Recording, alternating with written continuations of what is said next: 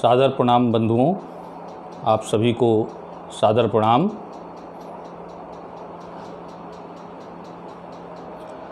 आज बड़े ही हर्ष का विषय है कि हम सब एक बहुत ही महत्वपूर्ण विषय जो कि भारतीय शिक्षा के पुनरुत्थान के लिए अति आवश्यक है, पर आप सभी के साथ चर्चा करने के लिए उपस्थित हुए हैं। सर्वप्रथम मैं ज्ञान की देवी माँ सरस्वती को वंदना करता हूँ। या देवी सर्वभूतेषु ज्ञानरूपेण संस्थिता नमस्तस्यै नमस्तस्यै नमस्तस्यै नमो नमः। या देवी सर्वभूतेषु बुद्धिरूपेण संस्थिता नमस्तस्यै नमस्तस्यै नमस्तस्यै नमो नमः। या देवी सर्वभूतेषु विद्यारूपेण संस्थिता नमस्तस्यै नमस्तस्यै नमस्तस्यै नमो नमः। बंधुओं, किसी भी देश की तरक्की या विकास के मार्ग पर ले जाने के लिए, या यूँ कहें कि देश को आगे बढ़ाने के लिए, उस देश का इतिहास एवं भूगोल को जानना बहुत ज़रूरी होता है। इतिहास और भूगोल को जाने बिना हम देश की तरक्की की बात नहीं कर सकते हैं। और इसको जानने के दो मुख्य कारण हैं। पहला कारण, देश या राष्ट्र की जो गौरवशाली पूर्वजों एवं उनकी परंपरा है, उससे हम अपने आप को परिचित कराएं। दूसरा जो कारण है, इतिहास के भूल को समझकर यह अनुभव करना कि भूल को टालना नहीं अपितु ठीक करने का मार्ग खोजना है और उस पर आगे बढ़ना है, तभी हमें सफलता मिल सकती है। इन दो बातों को ध्यान में रखकर ही हम देश को आगे बढ़ाने का निमित्त कार्य कर सकते हैं। बंधुओं, भारत के गौरवशाली इतिहास की तरफ जब हम दृष्टि डालते हैं तो हमें यह पता चलता है कि भारत एक समृद्ध देश रहा है। हम सभी युवाओं के प्रणेता स्वामी विवेकानंद जी को भी भारत के गौरवशाली अतीत पर अटूट श्रद्धा रही है। इसीलिए वे कहते थे कि हमें अतीत से प्रेरणा लेकर ही वर्तमान का चिंतन करना चाहिए। बंधुओं, भारत एक बहुत ही समृद्धशाली और गौरवशाली राष्ट्र रहा है। पूरा विश्व इसे सम्मान की दृष्टि से देखता रहा है, लेकिन जिसके प्रति सम्मान की दृष्टि होती है, उसी के प्रति कुछ लोगों की गलत दृष्टि भी होती है और उसे वह मिटाने का भी प्रयास करना चाहते हैं। मुस्लिम काल तक तो भारत पूरे विश्व में केवल कृषि प्रधान देश के रूप में ही नहीं, बल्कि औद्योगिक प्रधान देश के रूप में जाना जाता था।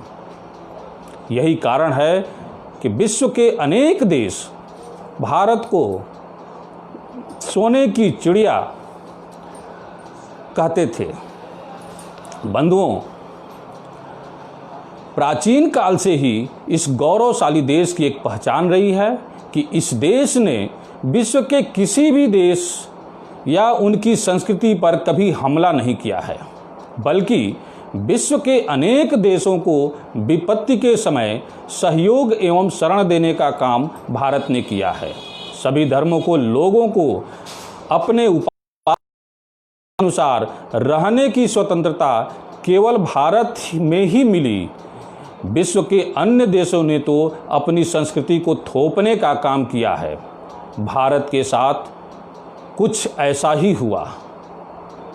जब भारत में यूरोपियों का प्रभाव बढ़ा तो भारत को यूरोपियों ने उसकी जड़ों से काटने का प्रयास किया, जिसका दंश हम आज तक झेल रहे हैं। यूरोपीय अपने कार्य में सफल रहे और आधुनिकता के नाम पर एक कुपंथ को अपनाकर हम आज तक उस विष के घोल को धीरे धीरे पान करते जा रहे हैं।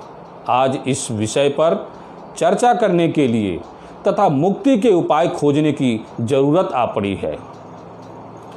सच्चे इतिहास को देखने पर यह दिखाई पड़ता है कि पूरे विश्व में यूरोप के लोग जहाँ जहाँ गए वहाँ पर उनके उपनिवेश बने। उन्होंने उपनिवेश की स्थापना की। उसके पीछे उनका केवल 2 लक्ष्य रहा। पहला लक्ष्य यह कि उस देश के जन समाज को जड़ से समाप्त कर दें, जिसमें वह सफल भी हुए। कई देशों जैसे कि ऑस्ट्रेलिया और अमेरिका इसके उदाहरण हैं, जहां पर सब कुछ समाप्त कर दिया और यूरोपीय लोग वहां पर बसे। आज उनको विकसित राष्ट्र के रूप में, विकसित देश के रूप में लोग कहते हैं, जानते हैं। दूसरा तरीका यूरोपियन ने अपनाया कि यदि अगर कोई देश क्षेत्रफल की दृष्टि से बड़ा है, जनसंख्या की दृष्टि से बड़ा है, वहाँ की संस्कृति और परंपरा बहुत महान है, ऐसे देश को जितना हो सके उतना नुकसान पहुँचाने का काम करना, धीरे धीरे उसको भी तोड़ने का काम करना। और ऐसी प्रकार से यूरोपियन ने भारत में औपनिवेशिक रचना को खड़ा करना आरंभ किया। ऐसा नहीं कि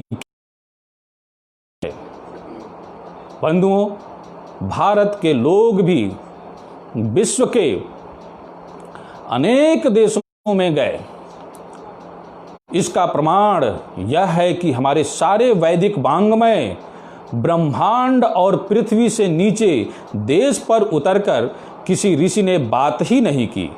हमारे देश के ऋषियों की महान परंपराओं में संपूर्ण ब्रह्मांड की चराचर सृष्टि की बात करता हुआ ऋषि दिखाई पड़ता है। भौगोलिक दृष्टि से करेगा तब भी पृथ्वी के नीचे कोई प्रश्न ही नहीं है। इसलिए जब हमारे ऋषियों ने यह कहा कि स्वदेशो भुवनत्रयम कृवंतो विश्व आर्यम, कि हमें पूरे विश्व को आर्य बनाना है, आर्य बनाना मतलब सभ्य बनाना है, इस बात को तो कमरे में बैठकर कहा नहीं होगा, कोई यह कह भी नहीं सकता है बैठकर। बंधुओं, सारी दुनिया में भारतीय गए और यूरोपी भी गए, परंतु दोनों के जाने की कहानी अलग अलग है। मनसा अलग थी, उद्देश्य अलग था, लक्ष्य अलग था, ध्येय उनका अलग अलग रहा। भारत के लोग भी बाहर गए, परंतु किसी भी देश में जाकर भारतीयों ने वहाँ की संस्कृति को नुकसान नहीं पहुँचाया।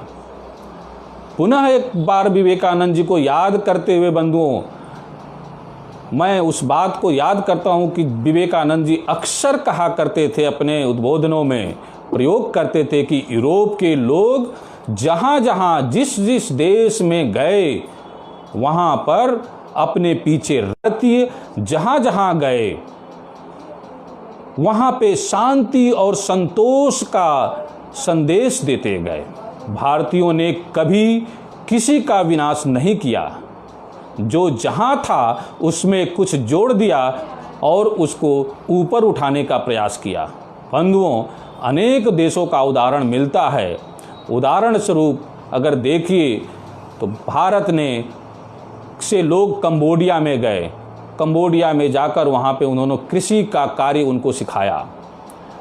कंबोडिया में पहुँच के भारत के लोगों ने कपड़ा बनाना सिखाया। संपूर्ण दक्षिण एशिया से लेकर दुनिया के किसी भी देश की कहानी देखेंगे तो सभ्यता और संस्कृति, कला, वाणिज्य, खेती, हर क्षेत्र में समाज के कुछ न कुछ दिया ही है भारत ने। यह कहानी आज तक चली आ रही है। बंधुओं, विवेकानंद जी ने अपने बारे में बताते हुए शिकागो के धर्म सभा में भाषण दिया तो यह कहा, परिचय दिया, उस समय यह बात बोला था कि यदि विश्व में कहीं भी कोई देश या किसी देश के लोग किसी से भी प्रताड़ित हुए हों तो मैं उस धरती से आया हूं जिसने उनको आश्रय दिया और सम्मान से रहने का मौका दिया। यहूदियों का उदाहरण देते हुए विवेकानंद जी ने बताया, जब यहूदियों के मंदिर रोमनों ने ध्वस्त किया और उनको विस्थापित किया तो उनको आश्रय और बसने का स्थान हमारे देश ने ही दी। जब अग्नि के पूजक पारसियों को इस्लाम ने खदेड़ा तब भी हमारे देश ने उनको आश्रय दिया। इजराइल को बंधु हम सभी भली भांति जानते हैं। उनकी राष्ट्रनिष्ठा और कर्मठता से हम सभी परिचित हैं। जिस प्रकार अपना देश भारत 15 अगस्त 1947 में आज़ाद हुआ, उसी प्रकार से इजराइल भी 14 मई 1948 को अपने आप को अंग्रेज़ों से मुक्त कराया, ब्रिटिश समुदाय से स्वतंत्र घोषित किया और तत्कालीन इजरायली सरकार ने पूरे विश्व में इजरायलियों से आह्वान किया कि आप जहां भी हैं अपने देश को आइए और पुनः हम लोग इजराइल को बसाने का काम करें। बंधुओं, उनके आह्वान पर 1800 वर्ष से बसे परिवार जो पूरे विश्व में फैले हुए थे, वो सभी वहाँ से सब कुछ छोड़कर अपने स्वदेश को लौट आए। अक्सर हम लोग इजराइल लोगों के बारे में कहानी सुना करते हैं कि इतने 1800 वर्ष में कितनी पीढ़ियाँ गुजर गई होंगी।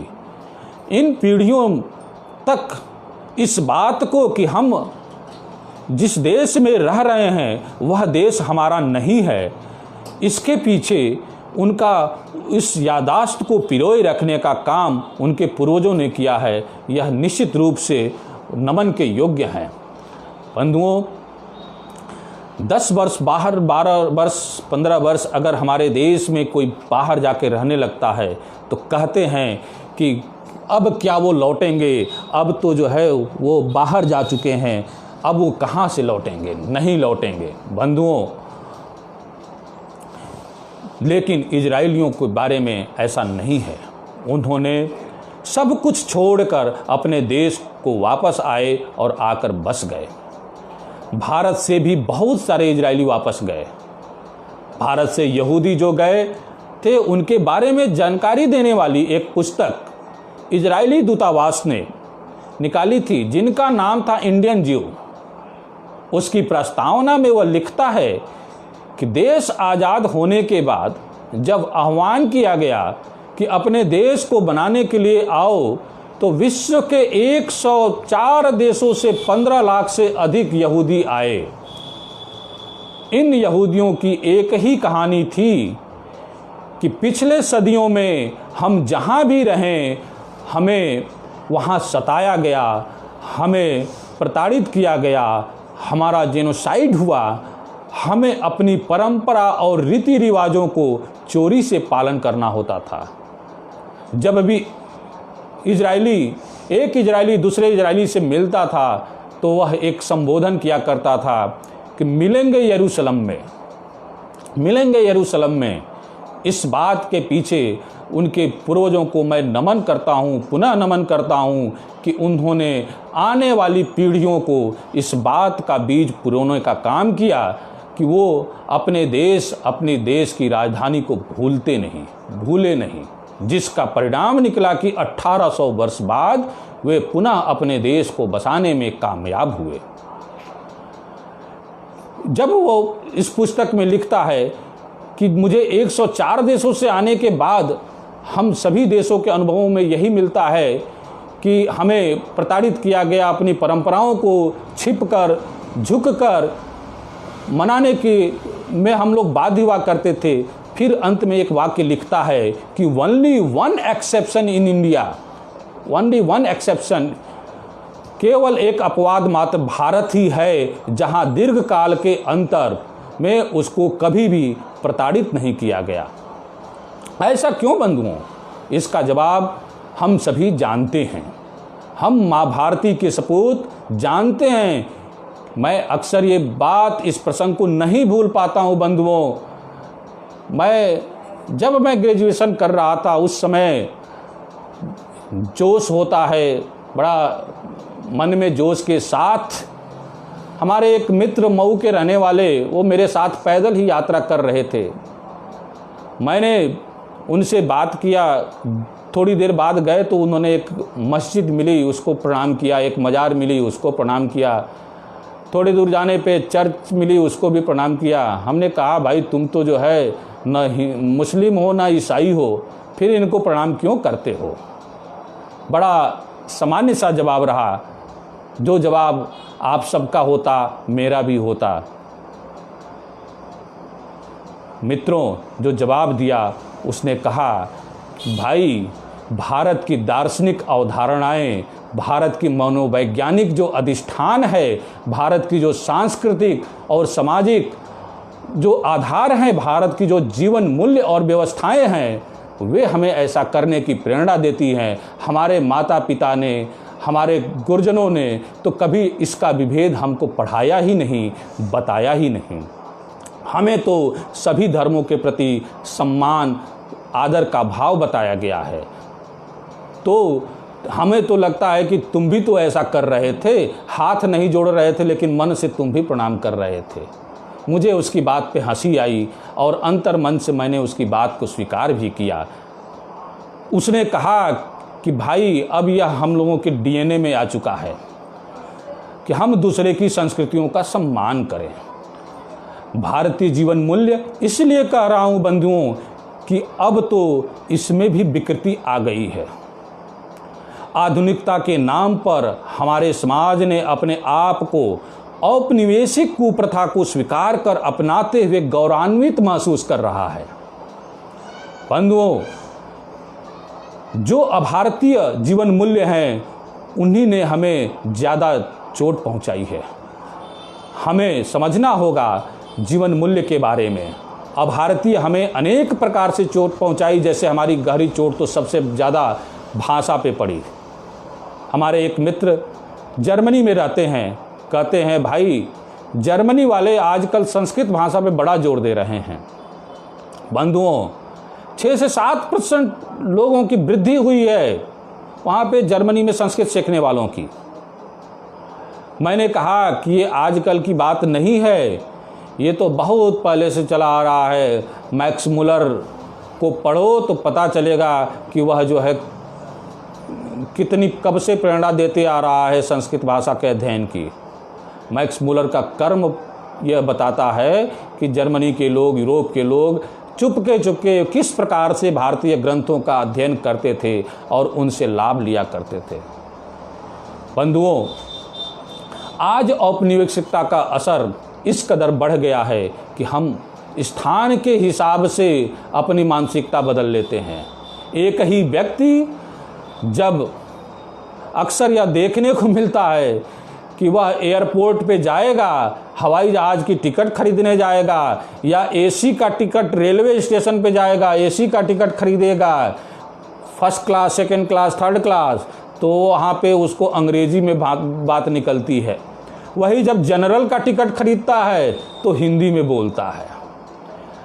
बंधुओं, जब दुकान पे, सामान्य दुकान पे, मोहल्ले की परचून की दुकान में जाता है तो सामान्य भाषा वो हिंदी में अपने स्थानीय भाषा का प्रयोग करता है, लेकिन जब वह मॉल में जाता है तो उसके पहनावे बदल जाते हैं, वेशभूषा बदल जाती है और भाषा भी बदल जाती है, हाव भाव बदल जाता है। बंधुओं, यहाँ जो अपने समाज का परतंत्र मन है, जो परतंत्र मन दिखाई पड़ रहा है, उसका मूल जड़ कहाँ पर है? ऐसा क्यों हो रहा है? हमारे लोग क्यों इस प्रकार का व्यवहार कर रहे हैं? क्या यह सिर्फ हमारे आचार व्यवहार में ही है क्या? हमारे कार्य में ही है क्या, या हमारे ध्येय में है? अंग्रेजी का माइंड और भारतीय मन इन दोनों बातों में बड़ा अंतर है बंधुओं। भारतीय मन और अंग्रेजी का माइंड दोनों एक नहीं है।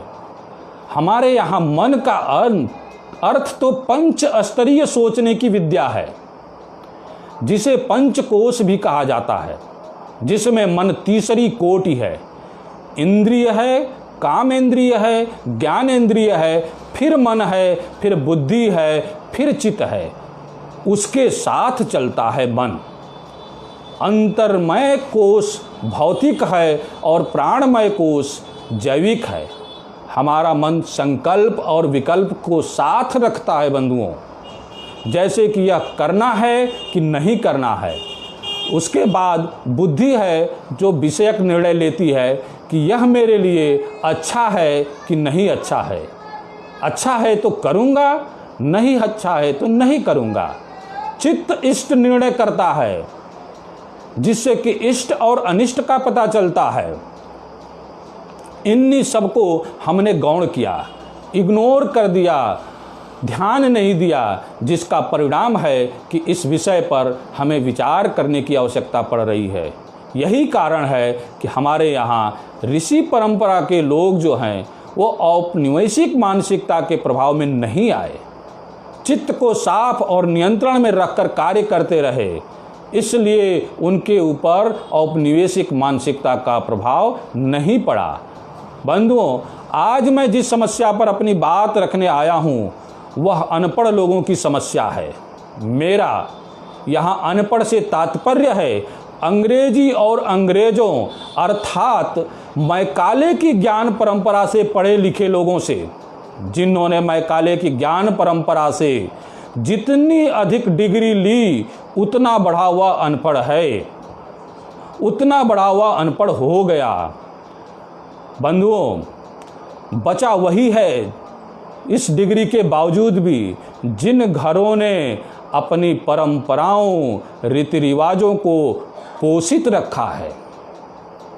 जिसने नहीं अपनाया वह उतना ही अपनी जड़ों से कट गया, अपने आप से कट गया। औपनिवेशिक मानसिकता का असर हमारे ज्ञान पर पड़ा। मैकाले की जो ज्ञान परंपरा ने हमारे ज्ञान को सीमित कर दिया। जो पढ़ लिख सकता है वही ज्ञानी है, अक्षर ज्ञानी, अक्षर का ध्यान रखने वाला ही हमारे यहाँ ज्ञानी माने जाने लगा। बंधुओं, साजिश के तहत हमारी श्रवण परंपरा को हमारे ज्ञान के मार्ग से हटा दिया गया। मुझे याद आता है बचपन मेरा गांव में बीता है, जब रात्रि के समय सायंकाल कुएं की चौहद्दी पर बैठ जाते थे। आसमान में धीरे धीरे एक एक कर तारे निकलना शुरू करते थे। हमारे गांव के वह जो बिल्कुल मसी कागज छुइयो नहीं, कलम गयो नहीं हाथ, ऐसे व्यक्ति भी उस कुएं पे बैठ के आसमान की तरफ देखते हुए आकाश की जो तारे, नक्षत्रों, ग्रहों के बारे में वर्णन करते थे। आज भौगोलिक शास्त्र में मास्टर डिग्री किया हुआ भी अगर प्रैक्टिकली उसे कह दीजिए तो उस प्रकार का वर्णन नहीं कर पाएगा। सप्तऋषि मंडल का वर्णन, ध्रुव तारा से किधर और बाएं और दाएं किस तरीके से सप्तऋषियों की मंडली बैठी हुई है, उसका वर्णन जिस प्रकार से वह गांव का बिना अक्षरी ज्ञान का व्यक्ति करता था, भोर का तारा, सायं का तारे के बारे में जो बताता था, आज वह ज्ञान की परंपरा समाप्त हो रही है। श्रवण परंपरा की ही देन थी जिससे उनको इस प्रकार का ज्ञान मिलता था। बंधुओं, श्रवण परंपरा को कुछ लोगों के बीच जीवित रखने के लिए अपने यहाँ के सन्यासियों, महात्माओं का मैं कृतज्ञ हूँ, जिन्होंने कथा के माध्यम से इस परंपरा को अभी जीवित रखा है। मैक्स मुलर कहता था कि भारत में सारे ज्ञान के भंडार यानी पुस्तकों को नष्ट कर दिया जाए, फिर भी भारतीय जो है उसे मुख से बोलकर पुनः लेखनी करके पुस्तकें तैयार कर सकते हैं। इस प्रकार की ज्ञान की परंपरा थी। सारे शास्त्र कंठस्थ थे हमारे यहाँ। हमारे एक मित्र ने एक दिन फ़ोन करके बता रहे थे कि भाई आजकल कोरोना ने शिक्षा का युग बदल दिया है। जो कंप्यूटर आदि का जानकार होगा वही शिक्षा को लेने और देने के काबिल होगा, वही आगे बढ़ेगा, बाकी सब पीछे रह जाएंगे। बंधुओं, शिक्षा और ज्ञान की प्राप्ति एक प्रकार की उपासना है। कंप्यूटर की शिक्षा से हम उसे पुस्तकीय ज्ञान तो दे देंगे, लेकिन वास्तविक ज्ञान नहीं दे पाएंगे। ज्ञान मैंने बताया कि एक प्रकार की उपासना है, और उपासना पास बैठकर की जाती है, दूर से उपासना नहीं होती है। गुरु के निकट रहकर ही उपासना की जाती है, सानिध्य में ही होती है। यह ऑनलाइन संभव नहीं है, क्योंकि ऑनलाइन गुरु ज्ञान तो देगा, संस्कार कहाँ से देगा? ऑनलाइन संस्कार को नहीं पिरोया जा सकता है। बंधुओं, मैकाले ने अपनी शिक्षा नीति में EEE का बोलबाला और महत्व को बढ़ाया। उसके पीछे उसकी साजिश थी। EEE का मतलब इंग्लिश एजुकेशन एंड एम्प्लॉयमेंट। आज ही प्रातःकाल एक मेरे मित्र जो संगीत के विद्वान हैं, बहुत अच्छे विद्वान हैं गायन के, उनसे मेरी बात हो रही थी। उन्होंने बताया कि भाई सरकार को आय भी 2014 में भी बनी, पुनः बन गई 2019 में, लेकिन कुछ ढंग से कार्य नहीं कर रहे हैं। हमने कहा क्या हो गया, क्यों नहीं तुमको कार्य दिख रहा है भाई? तो उन्होंने कहा कि शिक्षा में सुधार हो, इसके लिए कोई कार्य नहीं हो रहा है। मैंने भी इस पर विचार किया, पूछा उससे कि क्या हो गया, तुमको कौन सी परेशानी है? बताया कि मैंने सिक्किम सहित पूर्वोत्तर के लगभग सभी राज्यों में नियुक्ति के लिए इंटरव्यू देने गया, लेकिन उन सभी राज्यों में यह कहकर कुलपति महोदय द्वारा कहा गया कि आप संगीत को, शास्त्रीय संगीत को अंग्रेजी में पढ़ाइए। रीजनल जो संगीत आपने जो शोध किया है उसको इंग्लिश में एक्सप्लेन करिए। यह कैसे संभव है? क्या शास्त्रीय सभी भाषाओं का, सभी शब्दों का अंग्रेजी में अनुवाद संभव है, जो कि अंग्रेजी खुद ही गरीब भाषा है, जिसके पास शब्द की कमी है? बंधुओं, मुझे उसकी बात को सुनते ही ध्यान आया कि हाँ, तुम तो ठीक ही कर रहे हो। मैं भी काशी हिंदू विश्वविद्यालय में देख रहा हूँ इस प्रचलन को। हमारे यहाँ भी अंग्रेजी के नाम पे किस प्रकार से विद्वानों को छटाई हुई है वो देखा है मैंने। कई देशों में जाने का मौका मिला बंधुओं। मैंने वहाँ देखा कि बड़े बड़े प्रोफेसर, बड़े बड़े डीन कॉलेजों के, वो अंग्रेजी जानते थे। अपना इंट्रोडक्शन जिस प्रकार से उन्होंने अंग्रेजी में दिया, उसे लगा कि उनकी अंग्रेजी अच्छी है, दे कैन स्पीक। लेकिन उन्होंने अपने आप को इंट्रोड्यूस करने के बाद अपना ट्रांसलेटर को बुलाया और बताया कि now I will speak in my own language. मैं अपनी भाषा में बात करूंगा और ये मेरा ट्रांसलेटर उसे अपनी आपके लिए अंग्रेजी भाषा में ट्रांसलेट करेगा। क्यों? क्योंकि मैं अंग्रेजी में नहीं बोलता हूं। ऐसा विश्व के कितने लोग अंग्रेजी जानते हैं कि हमारे यहाँ इस प्रकार का प्रचलन चल पड़ा कि शिक्षा अंग्रेजी में ही दी जाएगी। विश्वविद्यालय में, महाविद्यालय, स्कूल, कॉलेज अंग्रेजी शिक्षा को बढ़ावा देने के लिए हैं। और इसी पर अगर हम भी बल देंगे, हमारा सरकार भी बल देगी, तो शिक्षा हमें भारतीय कैसे बनाएगी, इस पर विचार करना होगा। मेरे बंधुओं, स्वतंत्रता के बाद सोची साजिश के तहत एक भ्रम फैलाया गया कि भारत अंग्रेजों के आने के बाद ही वास्तविक देश बना। इसी कारण शिक्षा समेत हमारी सारी व्यवस्था अंग्रेजों की देन है, अन्यथा भारत तो गणेरियों और सपेरों का देश रहा है, अंधविश्वास को रखने वाला देश रहा है। शायद इस पे विश्वास करने वाले लोगों को धर्मपाल जी की पुस्तक द ब्यूटीफुल ट्री को पढ़ना चाहिए, जिसमें लिखा है कि केवल उस समय के तत्कालीन बंगाल राज्य में 1 लाख से अधिक विद्यालय थे, पूरे देश में 5 लाख से अधिक विद्यालय थे।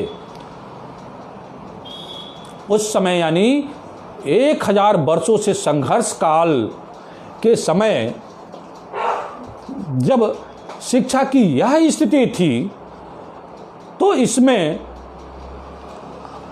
पूर्व और इसके पूर्व की स्थिति क्या रही होगी? शिक्षा की गुणवत्ता का परिणाम ही था कि चीनी यात्री वेनसांग जैसे अनेक विदेशी विद्वानों का कथन है कि पूरे विश्व में किसी को अगर अच्छी शिक्षा प्राप्त करनी है तो उस व्यक्ति को भारत की ओर देखना होगा, और वह भारत ही आता है, भारत ही आकर वो शिक्षा ग्रहण करता है। बंधुओं, हमारे यहाँ 4 वेद, रामायण, महाभारत, उपनिषद, पुराण, गीता, गुरु ग्रंथ साहब, त्रिपिटक जैसे साहित्यों की रचना करने वाले विद्वानों ने कौन सी शिक्षा ली थी? आज नासा विश्व के उच्च स्तरीय वैज्ञानिकों का केंद्र है, इन ग्रंथों का अध्ययन कर रहा है और करके इसके वैज्ञानिक तथ्यों को खोजने का प्रयास कर रहा है। बंधुओं, इसके पीछे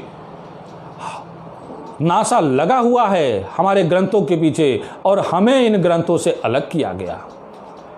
हमारे यहाँ, हमारे समाज में बंधुओं, नारियों की एक गौरवशाली परंपरा रही है, उनकी एक लंबी कतार रही है, जिनमें सीता, द्रौपदी, कर्णगी, गार्गी, मीराबाई, रानी दुर्गावती, महारानी हांडी का नाम बहुत कम लोग जानते हैं, मैं थोड़ा इनके बारे में आपको बताना चाहूँगा। बंधुओं, जब कभी भी आप राजस्थान जाइए तो मेवाड़ की भूमि पे जरूर जाइए। मेवाड़ की भूमि गौरवशाली इतिहास की भूमि रही है, गौरवशाली परंपरा की भूमि रही है, महाराणा प्रताप की भूमि रही है। वहाँ पे महारानी हांडी की राजा साहब से जल्दी ये शादी हुई रहती है, और उस समय अचानक युद्ध छिड़ता है। युद्ध छिड़ने पर राजा को युद्ध में जाना पड़ा। उस समय उन्होंने कहा कि अगर युद्ध में जाऊंगा, अभी आपसे मेरी विवाह हुआ है, आपको तो ठीक से देखा भी नहीं। उस महारानी को जब यह लगा कि यह व्यक्ति, यह राजा अगर कहीं युद्ध में जाकर और मुझे याद करता रहा और युद्ध में पहुंचने के बाद युद्ध को पूर्ण मन से, तन मन धन को, सशरीर युद्ध को नहीं लग के लड़ाई लड़ा, तो फिर क्या स्थिति होगी। उसने कहा कि ठीक है महाराज, मैं अभी आती हूँ और आपको एक उपहार भेंट करना चाहती हूँ। उसने कहा कि तिलक लगाने के लिए जैसे ही बुलाने की बात हुई तो दासी को बुलाया और दासी के थाल में अपना सर काट कर रख दिया और कहा महाराज से कहना पत्र के साथ, यह पत्र दिखा देना, उसमें लिखा हुआ था कि कह देना महाराज से कि वो जाएं तो युद्ध में मुझे याद न करें, इसलिए मैंने अपने साथ ऐसा बलिदान दिया है। इस प्रकार की त्याग की भावना अरुंधति, अनुसुईया, माँ शारदा, लक्ष्मीबाई, अनेकों नाम शामिल किया जा सकता है, जो भारतीय गौरवशाली शिक्षा से ज्ञान लिए थे और इस देश के लिए, समाज के लिए अपना सर्वस्व न्यौछावर करने के लिए तैयार हमेशा खड़े रहे। बंधुओं, ऋषि परंपरा में देखिए तो महामुनि कपिल, कणाद ऋषि, सुश्रुत, चरक, भास्कराचार्य, बराहमिहिर, नागार्जुन ऋषि, भारद्वाज, आर्यभट्ट आदि अनेकों नाम है जिस पर संपूर्ण भारतीय समाज गौरवान्वित करता है तथा पूरा विश्व इनके प्रति आज कृतज्ञता अर्पित करता है, जिनके ज्ञान ने समूचे विश्व को आकर्षित किया, नए अनुसंधान की दिशा दी, सभी भारतीय विज्ञान के ध्वजवाहक रहे हैं। उस समय कौन सी शिक्षा प्रणाली थी जो इस प्रकार के महापुरुषों को पैदा की, इस प्रकार के संतों को पैदा की। दुनिया को गिनती सिखाने वाला भारत है, दशमलव का ज्ञान कराने वाला भारत है, दुनिया को चांद पर जाने का मार्ग प्रशस्त करने वाला भारत है। ज्ञान विज्ञान की किसी भी विधा को लीजिए तो प्राचीन काल से मार्ग दिखाने का काम अगर किसी देश ने किया है तो वह भारत ही है बंधुओं। चाहे वो ज्योतिष का क्षेत्र हो, संगीत का क्षेत्र हो, गणित हो, योग का हो, ध्यान हो, साहित्य, हर क्षेत्र में भारतीयों ने अपना ध्वज बुलंद रखा है, ऊंचा रखा है, परचम लहराया है। बंधुओं, मैं पर्यटन का विद्यार्थी होने के नाते विदेशियों से अक्सर मिलने का अवसर मिलता रहता है। अक्सर वे जब जानते हैं कि मैं इंडियन तो कहते हैं you people are very good in mathematics. आप लोग जो है मैथमेटिक्स में बहुत अच्छे हो। आज क्या स्थिति है बंधुओं? भारतीय शिक्षा की परंपरा को देखते हैं तो हमें अनेक गुरु और अनेक शिष्यों की एक लंबी कतार खड़ी हुई दिखाई पड़ती है। एक तरफ रामकृष्ण परमहंस दिखाई पड़ते हैं गुरु के रूप में, तो दूसरी तरफ विवेकानंद उनके शिष्य के रूप में दिखाई पड़ते हैं, जो दोनों जो है पूरे ब्रह्मांड को, पूरे देश को अपने प्रकाश से प्रकाशित कर रहे हैं। एक तरफ समर्थ गुरु रामदास खड़े हैं गुरु के रूप में, तो उनका दूसरी तरफ देखिए तो शिवाजी शिष्य के रूप में किस तरह से प्रकट है, किस प्रकार से अपना प्रकाश विच्छेदित कर रहा है, फैला रहा है। एक प्रकार ऋषि संदीपनी है तो दूसरी तरफ कृष्ण है। महर्षि विश्वामित्र और वशिष्ठ हैं तो गुरु राम, लक्ष्मण और भरत शत्रुघ्न को देखिए, हैं तो चाणक्य को देखिए। कौन सी शिक्षा व्यवस्था थी इस प्रकार के किंचन से अकिंचन बनाने की, जो शिष्यों की परंपरा की एक लंबी कतार जो हमारे इतिहास में दिखाई पड़ती है, वह किस शिक्षा व्यवस्था से निकलती थी? आज इसमें कमी आई है बंधुओं। किस कारण से कमी आई, हमें उस कारण पे विचार करना होगा। हमें मनन करना पड़ेगा कि वो गौरवशाली शिक्षा का क्रम, वो परंपरा कैसे था, कैसे हमने प्राप्त किया और कैसे उसका जो है क्षरण हुआ है। तभी हम उसको पुनः स्थापित करने में सफल हो सकते हैं बंधुओं। वर्तमान शिक्षा का जो स्वरूप है उसको ठीक करने हेतु हमें बिगड़ते क्रम को समझने के साथ सुधार करने की जरूरत है। इतिहास को देखने पर हमें ध्यान में आता है कि 500 वर्ष पहले यूरोप के लोग विश्व भर में जाना शुरू किए। भारत में जब वे आए तब उनके विविध उद्देश्य थे। पहला जो महत्वपूर्ण उद्देश्य था, भारत की समृद्धि को लूटने के लिए उन्होंने व्यापार शुरू किया। बंधुओं, व्यापार ठीक से कर सकें इसके लिए राज्य पर सत्ता स्थापित करने का प्रयास किया और धीरे धीरे छोटी छोटी सत्ताओं का स्थापना किया उन लोगों ने। दूसरा उद्देश्य जो उनका था वो यूरोपीयकरण करने का, यानी भारत को भारत की जड़ से काटने का उद्देश्य। और तीसरा उद्देश्य जो था ईसाईकरण का, जिसके लिए यूरोपियन ने सेवा का माध्यम बनाया और सेवा के माध्यम से इस देश को ईसाईयत में परिवर्तित करने के एक षड्यंत्र में लगे रहे। भारत के 200 साल के इतिहास को अगर देखें, अंग्रेजों के इतिहास को देखें, तो सब जब से भारत के अंदर अंग्रेजीकरण की शुरुआत हुई उसी दिन से यहाँ पे आसुरीकरण की शुरुआत शुरू हो गई।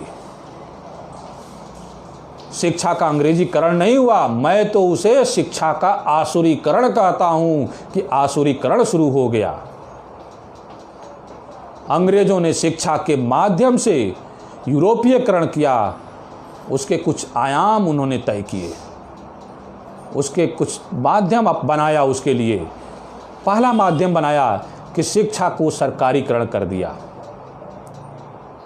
बंधुओं, इतिहास की तरफ पुनः एक बार आपका ध्यान ले जाऊंगा। इतिहास की तरफ दृष्टि डालिए तो कभी भी भारत की शिक्षा सरकार या राज्य सत्ता की अधीन नहीं रही है। एक बार दिखाई पड़ता है। आपको एक बहुत बड़ा उदाहरण दूंगा कि जब शिक्षा राजा के अधीन होकर, गुरु जब राजा के अधीन होकर शिक्षा देने का काम करता है तो शिष्यों के बीच में महाभारत जैसा युद्ध होता है। भाइयों के बीच में महाभारत जैसा युद्ध होता है। परिवार के बीच में महाभारत जैसा युद्ध होता है। लेकिन जब विद्यार्थी राजा का बेटा सामान्य लोगों की भांति जाकर गुरुकुल में शिक्षा लेता है, वहाँ पे राज्य जो है फुटबॉल बना हुआ। रामायण को देखिए, राम राज्य को लेने के लिए तैयार नहीं, बन जाने हैं। भरत लेने के लिए तैयार नहीं, शत्रुघ्न लेने के लिए तैयार नहीं, लक्ष्मण लेने के लिए तैयार नहीं। पूरी राज्य सत्ता फुटबॉल बनी घूम रही है। और दूसरे तरफ राज्य सत्ता के लिए कितने बड़े बड़े युद्ध हुए। तो शिक्षा को अंग्रेजों ने सबसे पहला जो षड्यंत्र रचा वह सरकारीकरण करने का काम करके रचा। शिक्षा को नियंत्रण करना, शिक्षा को संचालित करना और शिक्षा को निर्देशित करना, ये उनका उद्देश्य था। इसी काल के ब्रिटिश अधिकारियों के सर्वेक्षण के अनुसार अगर दृष्टि डालते हैं तो भारत में 5 लाख प्राथमिक विद्यालय थे। विलियम्स एडम्स लिखते हैं कि 400 जनसंख्या में एक विद्यालय हुआ करता था भारत में, और कोई भी विद्यालय की जांच की व्यवस्था नहीं थी, इंस्पेक्शन की व्यवस्था नहीं थी, कोई केंद्रीय बोर्ड की व्यवस्था नहीं थी, अन्य कोई व्यवस्था नहीं थी। फिर भी विश्व में सर्वाधिक साक्षरता वाला ज्ञान युक्त देश भारत ही था। इसलिए शिक्षा के पुनः गौरव को स्थापित करने के लिए तथा शिक्षा को भारतीय बनाने के लिए हमें भारतीय सिद्धांतों पे, भारतीय मूल्यों पे, जिस पे गौरवशाली शिक्षा केंद्रित थी, उस पे विचार करना पड़ेगा। 1857 में ईस्ट इंडिया कंपनी ने भारत में 3 यूनिवर्सिटियों की स्थापना की। उसके पहले तो यहां पर ब्रिटिश शिक्षा व्यवस्था स्थापित हो ही गई थी। ब्रिटिश शिक्षा व्यवस्था को कोऑर्डिनेट और निर्देशित तथा संचालित करने के लिए प्रमाण पत्र की व्यवस्था के लिए मुंबई, कोलकाता और मद्रास में 3 यूनिवर्सिटियां स्थापित हुई। आज ये यूनिवर्सिटियां हमारे जो तथाकथित मैकाले की शिक्षा के लोग हैं उनके लिए गौरव के केंद्र बनी हुई है। बंधुओं, अगर ये शिक्षा मॉडल को देश की सारी यूनिवर्सिटी संचालित हो रही हैं तो आज भारत के जो विद्यालयों में टॉप 10 के विश्वविद्यालय हैं वहाँ पे हम कौन सी शिक्षा दे रहे हैं? कौन सी शिक्षा हमने जेएनयू में दिया कि वहाँ का विद्यार्थी लेकर भारत विरोधी नारे लगा रहा है, सड़क पर आकर भारत के विरोध में खड़ा हो रहा है। बंधुओं, हमारे देश में कौन सी शिक्षा मिली कि भारत मां को डायन कहने वाला भारत की संसद में जाके सीना चौड़ा करके बैठ जाता है? वही नहीं, उसका पूरा खानदान वहां पे बैठ रहा है, भारतीय राजनीति में सफल रहा है। समाज में दंगा भड़काने का काम शिक्षा के केंद्रों से जुड़े हुए लोग कर रहे हैं। कौन सी शिक्षा दी जा रही है?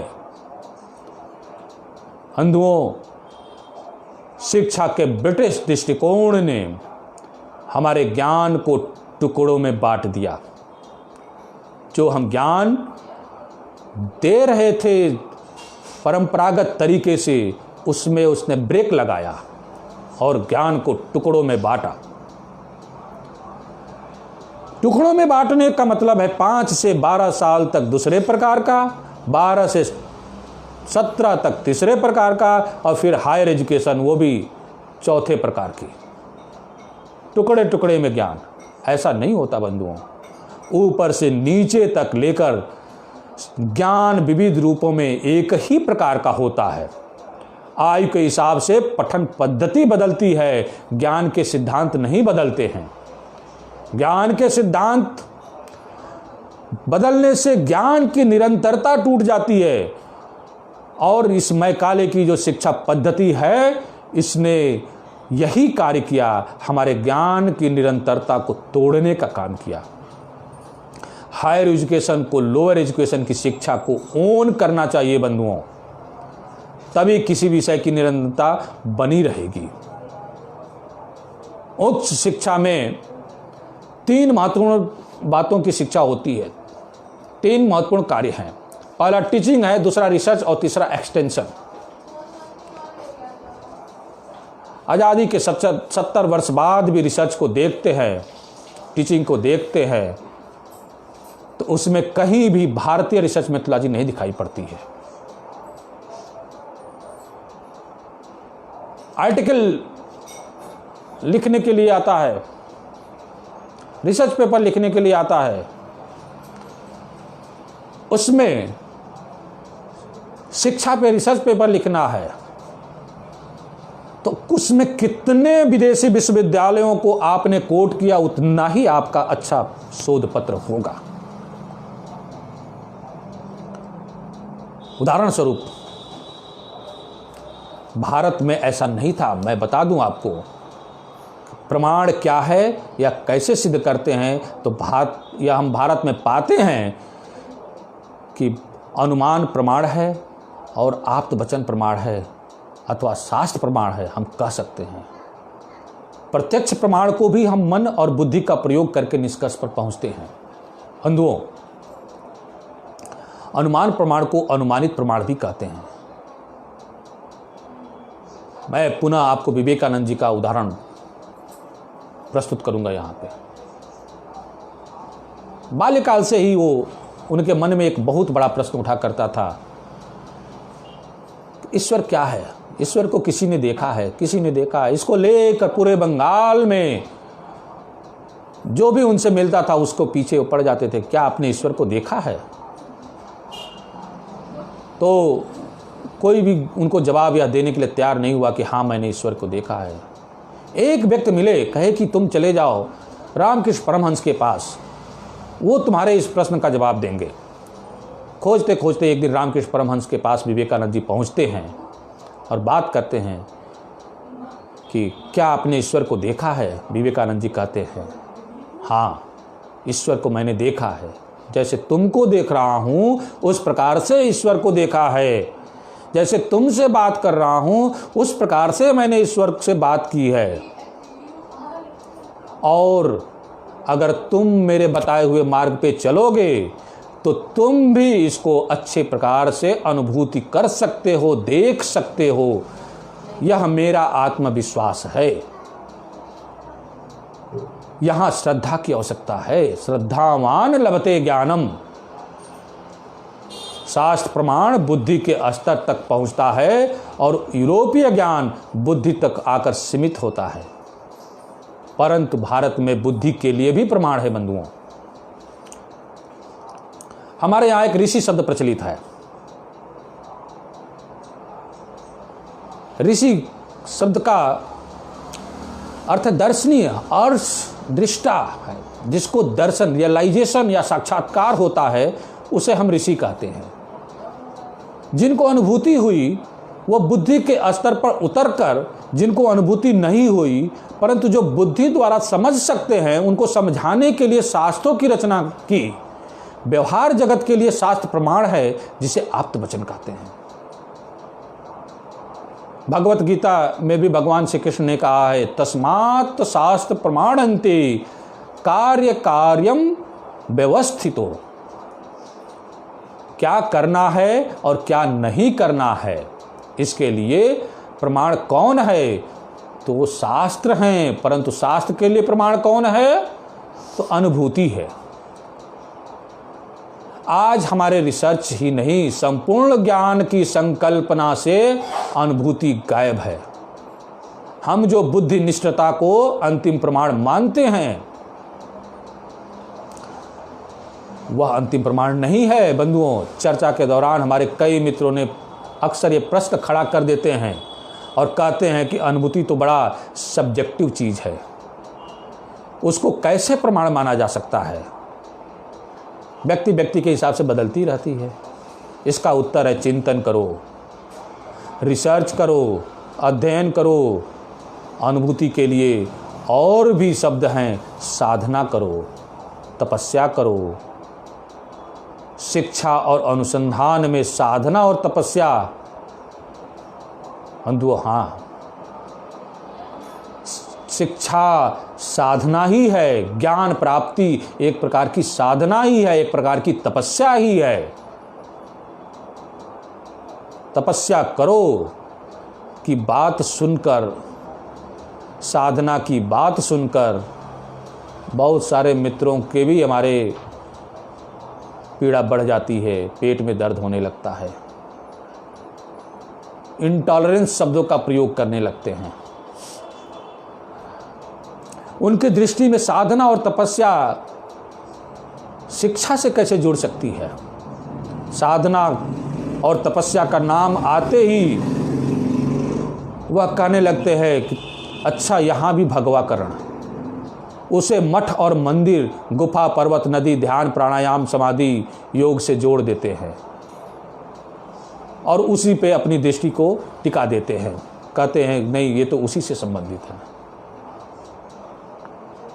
बंधुओं, टीचिंग, रिसर्च एंड एक्सटेंशन में हमें प्रमाण व्यवस्था को ठीक करना पहली जिम्मेदारी है, पहली चुनौती है। हमारे जितने भी सांस्कृतिक शास्त्र हैं, धर्मशास्त्र है, समाजशास्त्र है, अर्थशास्त्र है, मनोविज्ञान है, उनको ठीक करने की आवश्यकता है। बंधुओं, आज जितनी भी समस्याएं हमारे देश के सामने, हमारे समाज के सामने हैं, उनको सुधारने का कार्य 3 व्यवस्थाओं को परिवर्तित करके हम कर सकते हैं। वो 3 व्यवस्थाएं हैं, रक्षण व्यवस्था, पोषण व्यवस्था और शिक्षण व्यवस्था।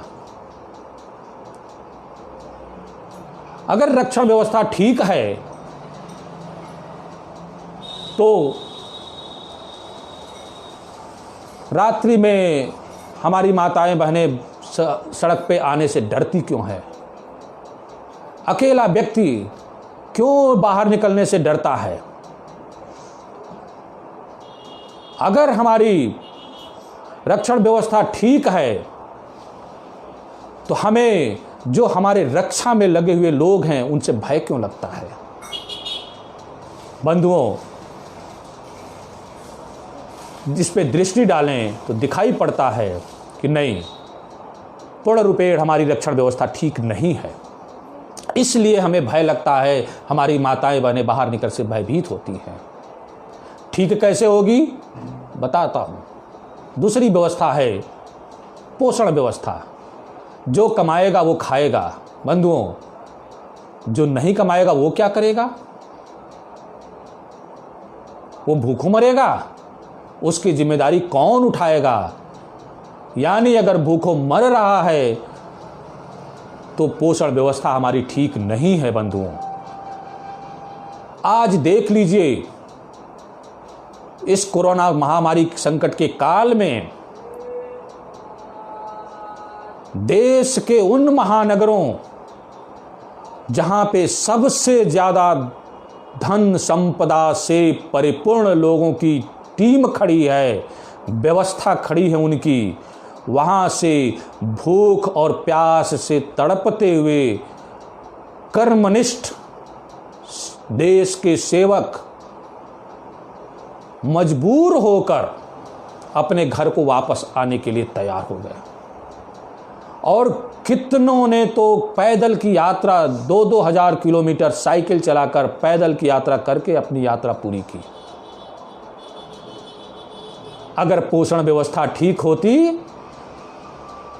तो क्या 2 महीने 3 महीने काम नहीं करने वाले, जिनसे काम लिया, उनको काम नहीं होने पर उनके पेट की चिंता नहीं करनी चाहिए थी?